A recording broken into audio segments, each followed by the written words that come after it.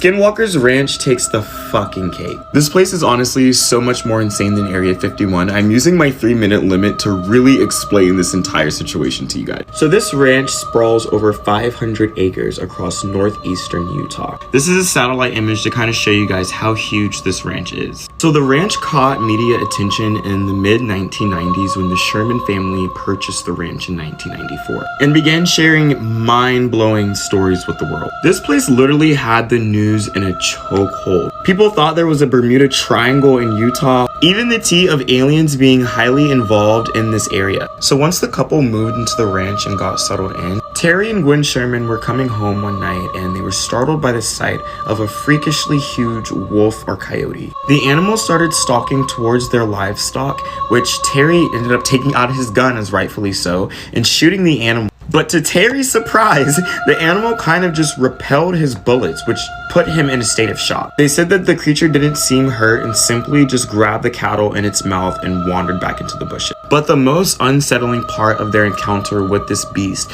was the foul stench that they said it had. It smelled like rotting human flesh. In the weeks and months to follow, Terry and Gwen, along with other visitors to the ranch, began seeing unidentifiable beasts moving throughout the woods. They would let out roars. They would also see strange flashes of lights in the woods, as well as large orange circles and blue spheres floating around in the sky. But the most disturbing thing that took place on this ranch was that the animals were dying in the most grotesque ways you could even imagine. Some of the dogs that they had and kept were found incinerated. Yes, incinerated on the property. Cows were found dismembered or drained of all of their blood like this, or even cored out with a hollow body with no organs inside. As you probably already realized, the government got involved in this. And when the government and scientists got involved, they were baffled at how these animals had their internals or organs removed. They said that the wounds were made with such a surgical precision that it just had to rule out coyotes or animals. Which then brings us into aliens. I promise you, this one just never stops. So if you're not from America, Utah and Colorado is where a lot of supernatural activity happens.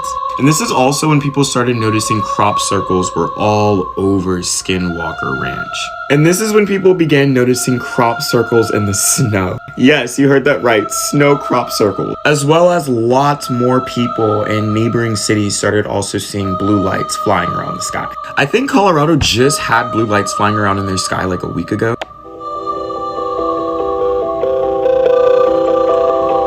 But anyways, back to the scientists. Whenever they would work on the ranch, they would realize that a lot of their equipment was being damaged or broken by God knows what. Part 2?